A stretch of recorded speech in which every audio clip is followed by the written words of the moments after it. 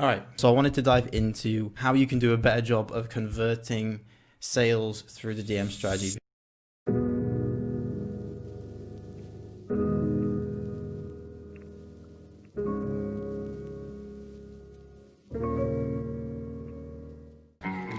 Can't do this with no hands.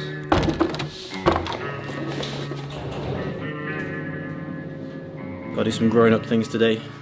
Hoover the car and then make some beats. It's not really grown up, but obviously I'll drop some gems, you know. I'm gonna drop some gems for you guys a little bit later, but first I need to hoover my car.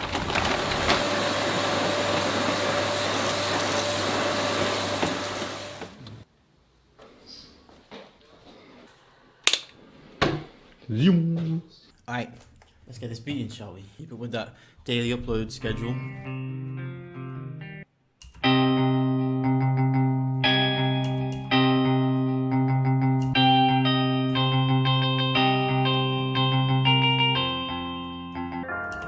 Let's get some kind of ambient sound.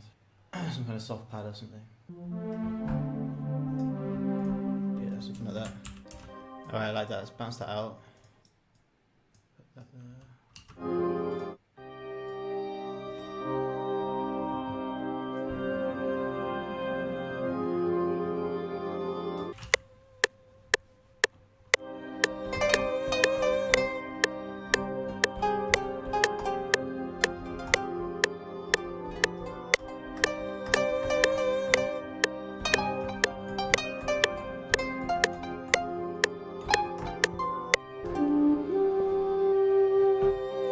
Alright, let's try that.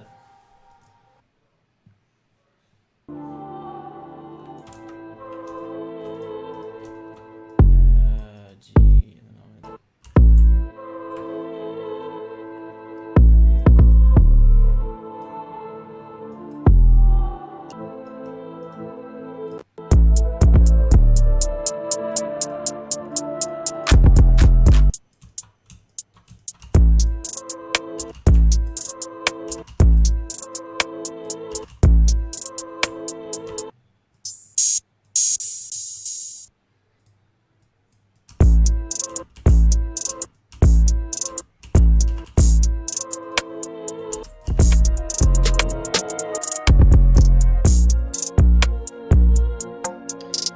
Yep.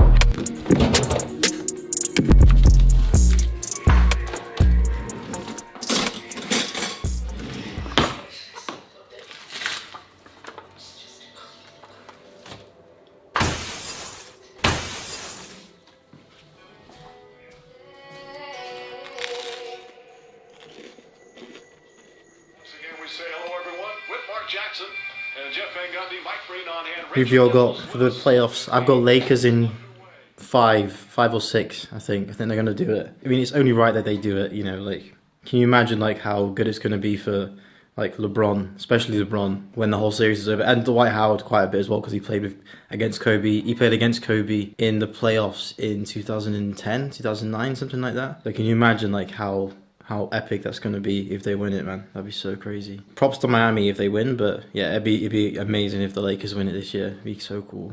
But anyway, I believe, looking at my watch, that it's gem o'clock, so yes, let's get to it. Alright, one thing that I wanted to cover and clear the air on, when it comes to selling beats, the number one thing that matters, that's going to determine how successful you are in doing some of the strategies like the DM strategy, sending out emails, you name it, doesn't matter what it is, the beat is the number one priority. It has to be a good beat.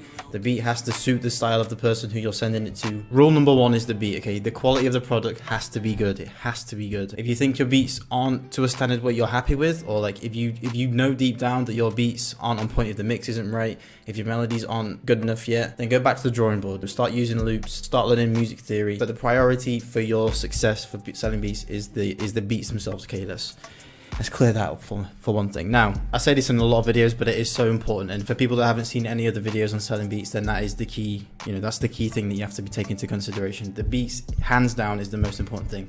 Now let's get on to the main topic of the video, because I can give you guys some like specific gems, and this is like a very common train of conversation when you're sending out DMs to rappers on Instagram. So I wanted to dive into how you can do a better job of converting sales through the DM strategy, because a lot of you guys, if you're just starting out, you're not going to be making sales just from uploading beats just yet. When you're sending out DMs and you're reaching out to artists, giving them some feedback on their music and eventually trying to steer the conversation towards you sending them beats and hopefully making a few sales, you need to get one thing down, okay? One specific thing, and that is not to be pestering people, not to be needy, not to beg for the sale, not to just try and get into their pockets. One, because that's going to turn people off. If you've ever had anybody send you DMs, for example, on Instagram, a lot of you probably have this one. It's like I swear to God, it's an automated message. But I always get DMs from people that do artwork or cover art, and they say, get cartoon artwork, get your artwork done for affordable prices. Reply to me and I'll sort you out with a good special price. Like, I never asked for anyone to give me artwork.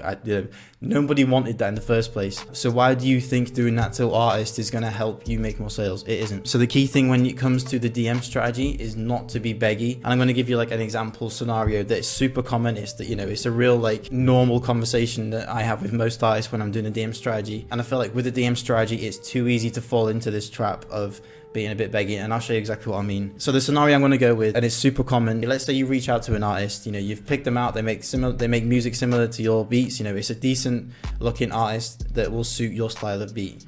So you reach out to them, you say, yo, what's going on, bro? I just saw the music video for whatever the name of the song is. You got some dope music, I really like your sound, I'd love to work with you on something. That's the first message. They then reply saying, thanks a lot for the feedback, really appreciate that. Yeah, that sounds good, send me some beats. They give you their email, you then send them some beats. You go, just send them through to your email, bro, I hope you like them. Okay, that's normally the trainer conversation, okay? There's some different ways of saying it, but that's the normal structure. Now, this is where you can fall into the trap of being beggy, and there's ways to go about fixing it, and it's pretty easy, to be fair. But I feel like a lot of you, and I've done it myself, you go into this whole sort of thinking straight away you want to make a sale. So let me dive into the scenario.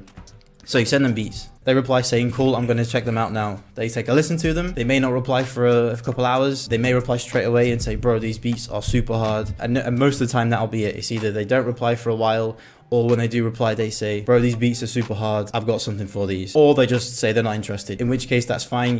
They're not interested, it's okay. Like, they're a human being too. Not everybody wants to buy your beats. But let's go with the option where they reply to you and they say they actually like the beats and they're interested in the beats. The way that a lot of people go from this is they say, yeah, that's cool, bro. If you want the beat, then you need to buy them. Here's my prices. Okay, that's the way you do not want to go. Reason number one is you're reaching out to them. So in their mind, they're thinking, okay, this guy wants to work with me. I clearly have something that he wants, out of me. Therefore, I'm assuming that whatever he's sending me is going to be for free. That's normally the case. Some people don't. Some people are aware that you're selling beats, but some people aren't, okay? And we want to maximize the chances of you developing the most amount of relationships with people that are actually interested in your beats. Because honestly, 9 times out of 10, the reason why conversations break down is normally because of us guys, the producers, because we're begging for the sale. So instead of saying, great, if you want to use them, you have to pay for them, this is what you do instead. You say, that's awesome, man. I'm really glad you like them. There is a free download option, so if you're sending them BeatStars links, say, that's awesome, feel free to work with them, feel free to record them, do whatever you want with the beat. We can sort out the licensing later. Just something like that, What you don't want to do is push the sale immediately. It's like basically walking up to someone straight away in the street, giving them something that they actually are interested in, and then telling them that they have to pay for it. It's just not the way conversations work in real life and, via email, DM, or wherever. So instead of pushing the sale, say, that's awesome, man. Go ahead and do what you want with them. If you want to cop a lease, then let me know. That's all you have to do. If they reply saying, yeah, I'm just going to work with the free beats, that's fine. Just tell them that it's for non-profit. If they reply and say, no, I'm not interested in buying beats, then just say, it's fine. Just use the beats for non-profit. But just be super accommodating. Just remember that you're the person reaching out to them. Therefore, you can't expect them to buy anything from you. Okay, that's not the mindset you need to go in with, because if you do, then that's when you start to become beggy and sort of become entitled and start saying things like you need to buy the beat and you need to lease the beat. So now you're probably wondering, okay, so I've told him that he can use the beat. The conversation's ended. What do I do now? Honestly, you've done your part. That's your whole part played in this whole conversation. And to be fair, that's normally where the conversation ends on that day. Okay, now one of two things can happen. They don't reply to you. They might record on the beat and then not end up using it. They might just not use the beat at all. They were just being polite. Okay, that's one thing that can happen, and that's normally the end of the conversation. But at least you've had that conversation. Or all the conversation ends that day, a few days pass, maybe a week passes, and they reach out to you and say, hey man, I've just recorded to that beat you sent me. I really like the way it's turned out. Where can I get a lease? Where can I buy the lease? Or where can I buy this exclusively? That's normally what happens. And I tell you, like, I swear to God, that's normally what happens. So if they don't reply, they're not interested, or whatever they made with the beat isn't what they thought it was going to be, and they're not really happy with the end product. So don't worry about it. It's nothing personal. They're just not happy with the end product of the song they've made using your beat. On the other hand, if they are interested, they will come back. If they're about their business, they'll either say, hey man, I've just made the song, really happy with it, with how it's turned out. I don't have the budget, but I'm just going to upload it to YouTube. I don't make any money from my music at the moment, which is cool. It's non-profit anyway, so it's free publicity for you, and they're making good music with your beats. On the other hand, they'll come back and say, hey man, made a really good song for it. I want to upload this to Spotify. I want to upload this to streaming services. Do I need to cop the beat from you, or how much is the beat? That's normally the way conversations end up turning out. So like, I'm trying to cover all corners of, you know, where conversations can go, but that's normally the way it goes. Either they don't use the beat, they use the beat but don't have a budget to buy it from you, and they're just in the early process of their career, or they're just releasing music as a hobby, or they've made a song, they like it, they want to release it for profit, and they want to copy it from you. Like, that's normally the way it goes. Okay, there's no like secret strategy, there's no secret psychological hack that you can say via DM that's going to make them think, I need to buy this beat. People know prior to you telling them that you need to buy it if they're willing to invest. Like, they're in their own process themselves. If they're in that point where they're investing in their career and they're investing in beats to put on services for profit and X, Y, and Z, then they'll come back to you and tell you that they want to buy the beat. It's as simple as that. So I hope that's cleared things up for a few of you guys. I know it is difficult, especially in the beginning. If you're not making like a lot of sales, it can be frustrating because you feel like you're doing all the right things. But at the end of the day, you're dealing with other creative people and they're in their own process. It's just like us with VSTs. You know, people in the early stages don't want to pay for expensive VSTs. They want to get the cracked version. And then later on, we're like, you know, I'll buy the VST when I start making money. They're the exact same. They're like, I don't want to pay for beats. I'm not making good money yet with my music, so why should I pay for beats? But then there's other artists who are making a bit of money, bit of stream revenue, some album sales, selling tickets for shows.